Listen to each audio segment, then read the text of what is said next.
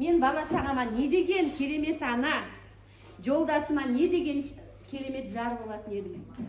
Ағайын туысыма, бауырларыма, барлығына не деген түсінік беретін едім. Туған туыстар. Енді кеш емес, мен әлі де осы жерге келгеніме өте қуаныштымын, бақыттымын. Мына келіп атқан жастар вообще молодцы бәрің. Қазақша, керемет, молодцы де қазақшаға айтпайсың.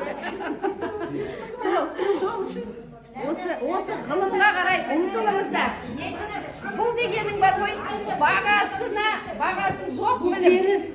Теңіз, жасыңыз нешеде? 55-те. Айда қалай